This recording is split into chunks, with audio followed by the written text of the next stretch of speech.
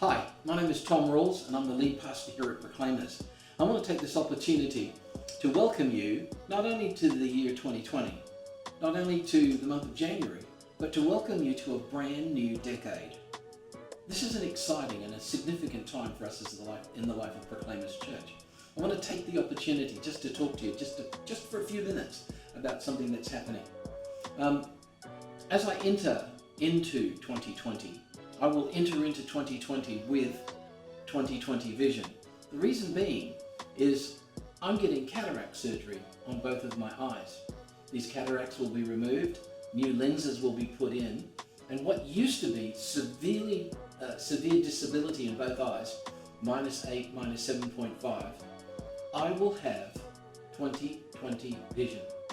That means no more contact lenses, no more glasses, except for maybe reading. This is phenomenal. When it comes to vision, the Bible is pretty clear as well.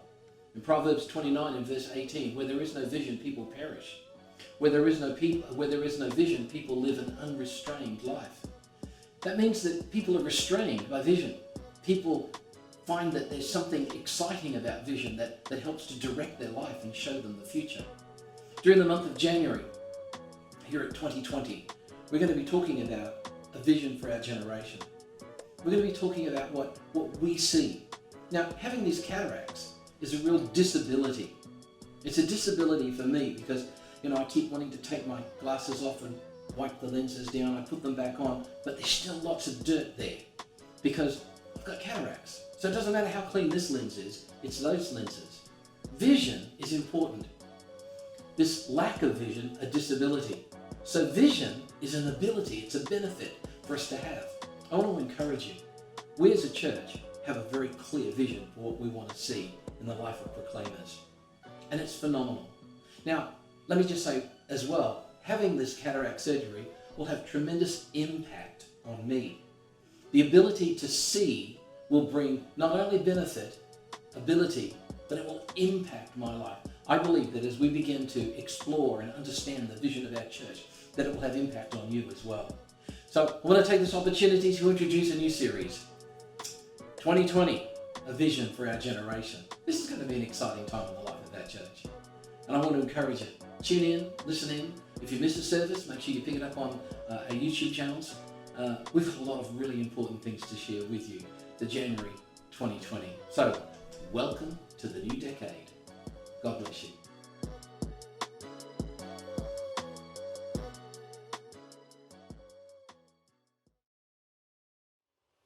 It came about actually 15 years ago when Pastor Tom first set forth the vision of our church. He captured it in a document called The Church I See. He wrote it 15 years ago and it's available today for everyone to read on our website. It's a powerful, thrilling document. It's relevant now, just as it was when it was first written. And two of the lines of this document that really stood out to me, they center around a similar theme. Pastor Tom wrote, "I see an innovative, creative church filled with pioneers, groundbreakers, and inventive people who will stir the hearts and minds of a generation, inspiring people to fulfill their destiny around them.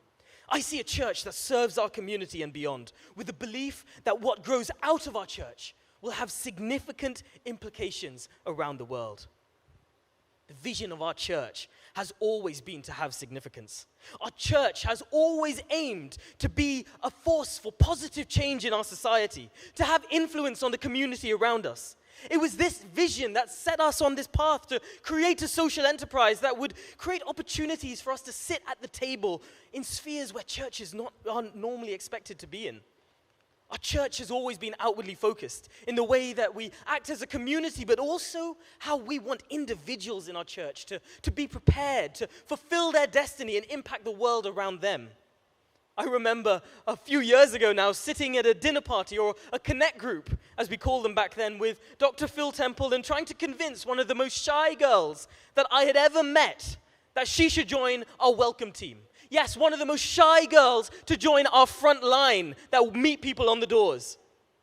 Much to the surprise of both of us, I think you'll agree, Phil, is that girl actually agreed. She jumped on team that next Sunday, and about a year later, there was an incredible change, because from going from that person who was shy, who would stay away from every conversation or wouldn't voice her opinion, she then went to, in a year's time, being prepared to stand on a stage at a student welcome party and share her story and how she got plugged in and found a home here at Proclaimers.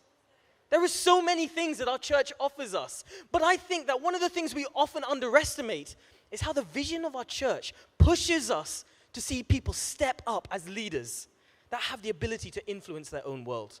That the skills, the character, the opportunity to develop those abilities actually sets people in our church apart in the world today. And to be honest, I think that's one of the things that probably most attracted me to our church. Is it just me, or does it feel like sometimes the world outside has this impression that church is a little bit like this, almost just a tradition that you just get done once a week? That it's just something to do. It's a bit of a distraction. That is not really something that's as life-changing as we believe it is, but it's something that people just go to. Church is thought of as just this bunch of people that meet in some dusty old building on a Sunday. But I believe that church has a much bigger role to play. I believe that church and the people that make up church should be influencing society at every single level. I believe that we as a church, we should be aiming to be significant to the local community. I believe that we as individuals should be aiming to make a difference. And I think this vision is something that resonates within everyone. I think there's something within everyone that wants to be significant. That there's this intrinsic desire to be part of in changing our world. Regardless of who you are or where you've come from, even if you wouldn't call yourself a Christian, or even if you don't even believe in God, everyone wants their lives to matter, right? Maybe you've always wanted to be that someone that is held in high esteem by their friends and their family and the people that they deal with.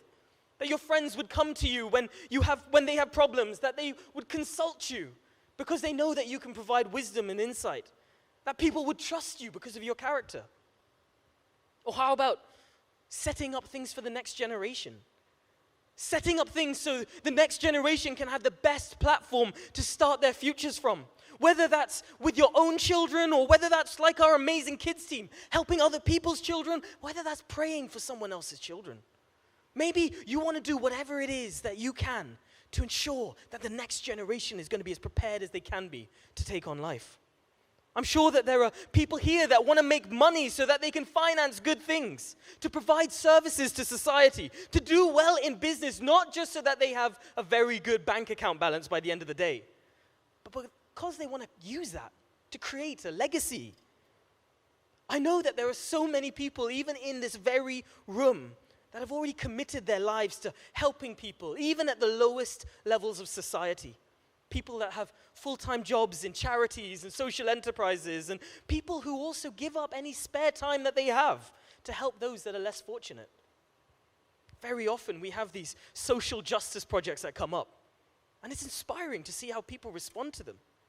Maybe you felt that burning desire to be part of helping eradicate slavery within Norwich when you walked in the A21 Walk for Freedom. Or you diligently organized Christmas hampers at your workplace so that you could help provide another family the opportunity to celebrate Christmas when they wouldn't otherwise do so. There are so many causes that we see in the news today or on social media. Refugees, climate crises, war, discrimination. The list is endless, and there's often this feeling on the inside. There's this desire within us to do something about it. I believe that there are people in this room that want to solve problems, that want to act when they see that something is wrong. And the truth is, we were created to influence this world. God made us so that we could have an impact on people and situations. Right from the very start of creation, in Genesis, when God created man, the Bible tells us that God blessed them and said to them, "Be fruitful and increase in number. Fill the earth and subdue it. Rule over the fish in the sea and the birds in the sky and over every living creature that moves on the ground."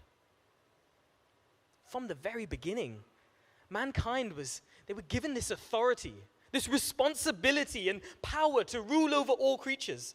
God started mankind off on a journey where they were influential, where people were designed to have lives that were full of purpose and impactful to people around them. And God was intentional. Every single person is created uniquely and designed intentionally. In Jeremiah, it says, "For I know the plans I have for you, declares the Lord. Plans to prosper you and not to harm you. Plans to give you a hope and a future." God's design was intentional. He made you as you are, as you should be. Even King David recognized how incredible God's personal design was. And he was inspired to write a psalm saying, "For you created my inmost being. You knit me together in my mother's womb. I praise you because I am fearfully and wonderfully made. Your works are wonderful. I know that full well. My frame was not hidden from you when I was made in the secret place. When I was woven together in the depths of the earth, your eyes saw my unformed body. All the days ordained for me were written in your book before one of them came to be." David's emphasis, again, resting on this revelation that God had created him intentionally, that he was made for a purpose, designed specifically to live a life set out before him by a God that had a unique plan just for him. Throughout the Bible, it keeps on showing us again how humans were intended to be creatures of action, to be involved in changing the world around us. In the Great Commission, Jesus instructs his disciples at the time and also everyone who was then to follow and see themselves as a follower of Jesus afterwards, to go and make disciples of all nations, baptizing them in the name of the Father and of the Son and of the Holy Spirit, and teaching them to obey everything I have commanded you. And surely I am with you always to the very end of the age, is what Jesus said. This instruction to stop humans sitting back and being content with a life of mediocrity, but rather to inspire them to go and fulfill the life of significance that every single one of us is called to. But then an incredible thing happens.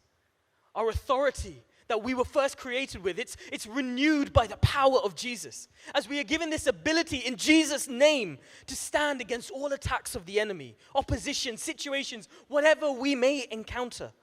As Jesus sends his disciples out, he declares, "I have given you authority to trample on snakes and scorpions and to overcome all the power of the enemy. Nothing will harm you."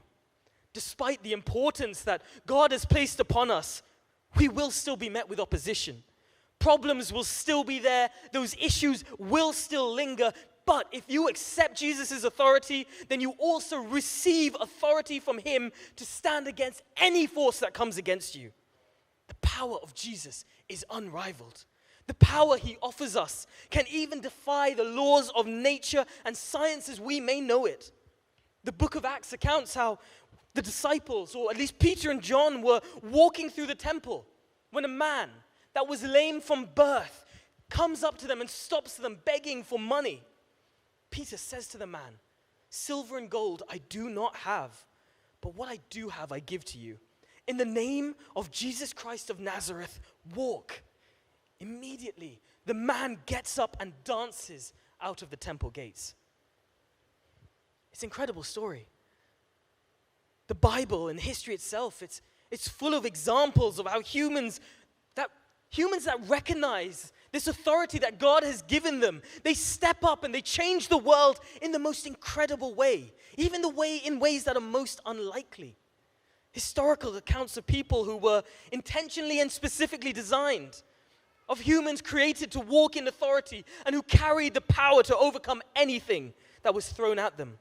Accounts of individuals who recognized that God had called them to live a life of significance, garnered influence, and maybe even changed the world. People like you and me that were specifically chosen, empowered, and created to influence people and situations that they encounter. And to be honest, when you hear about stories like this, when you read the Bible, you realize that we were made for far more than just watching Netflix at home. We were designed for significance. We were created to make a difference. We were made to actually change this world. I see an innovative, creative church filled with pioneers, groundbreakers, and inventive people who will stir the hearts and minds of a generation, inspiring people to fulfill their destiny in the world around them. I see a church that serves our community and beyond with the belief that what grows out of our church will have significant implications around the world. God created us to be people who are influential, who are powerful, with the ability to change things. And I'm so excited to be able to share in this series as we come into 2020, as we end an old decade and we start a new one, we still have that same vision. But I believe that God wants us to have more opportunities where we can impact the world, to reach more pinnacles of significance as a church, as a community, but also as individuals. But you know, there's things that we need to ensure that we're aware of if we want to be able to achieve this. To enable us to live up to the lives that God has called us, we need to always ensure that we acknowledge that it is in God that we find our identity. If we do not accept that God created and designed us uniquely and specifically, then our confidence in our purpose to be significant could be shaken. Our belief that we are here under what He wants us to do could be shaken. If you find your identity in your own ability and strength, then you will achieve only what you can achieve. But if you recognize the authority and the power that God has placed on you, then you can far exceed what your own ability is. Because your ability is then no longer based on what you can do, it's based on Him. It's no longer based on your strength, but His. If you are willing to live by what God says about you, rather than how things look around you at the time, you are then moved into this position of faith. And you know, maybe you are here today and you don't know what God has said about you. Can I encourage you to, as a first step, find out more about this? Throughout the Bible, God says things that are so profound and can be so personal even today. David, he wrote psalms, essentially poems that reminded him that he was fearfully and wonderfully made. And you know, I don't know if David was using this as positive affirmation or something like that, but we need to regularly remind ourselves of what Jesus says about us. You know, there's so many different Bible verses that can help us maintain our confidence during hard times. You know, I remember when I felt very unsure about my future, when I was unsure about what I was going to do and questioning my ability. I remember writing Joshua 1:9 on a picture and using that as the background on my phone. And this really helped me because every time I opened up my phone, which to be honest, we do a lot, right? Every time I opened up that phone, I saw the words, "Have I not commanded you? Be strong and courageous. Do not be afraid. Do not be discouraged, for the Lord your God will be with you wherever you go." And that helped me through that time because every time I opened that phone, I was reminded that God's got this. Maybe that's something that could help you. Write out a specific verse or a promise that God has given you. Stick it somewhere where you will always see it. Maybe every day as you wake up, repeat it. Tell it to yourself. Remind yourself that God is still in control. You need to remember who you are in God, who He says you are, how He has a future in store for you, regardless of who you are.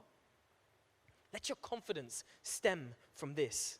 Let your drive to be all that you can be have root in the power of who He says you are. You need to know your identity in Jesus.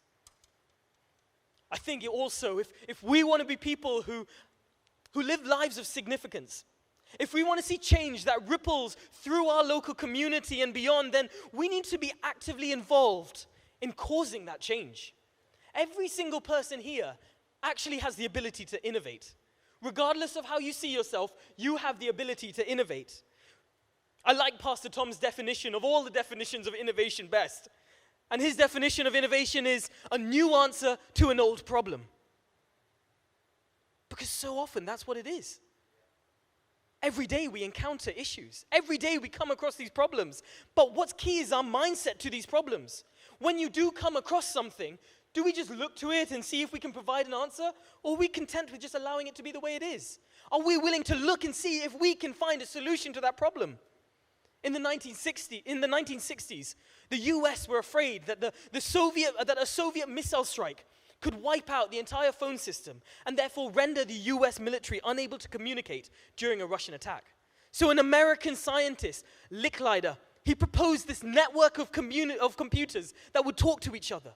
And it birthed the ARPANET, or what we now know as the internet, as an alternative method of communication.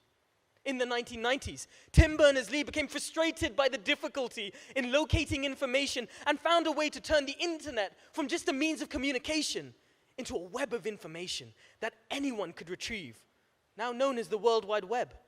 In 1995, Omidyar started eBay as a way to democratize commerce, as he said, so that small businesses and individuals could finally stand toe-to-toe with those large companies. All of these examples, they started with someone that was faced with a problem, someone who looked for a way to solve it. But the truth is, all of us are faced with problems that could be everyday issues. A very quick example. Me and Jason have been thinking about how we can ensure that the rows on either side are straight. Because if any of you have set up chairs, you know that it is pretty hard to make sure that angled chairs stay consistent. And so we came up with this tool, which unfortunately we had to dismantle while we were doing the workout there, which, Gemma, I was part of, just so we're aware. We had to dismantle this tool.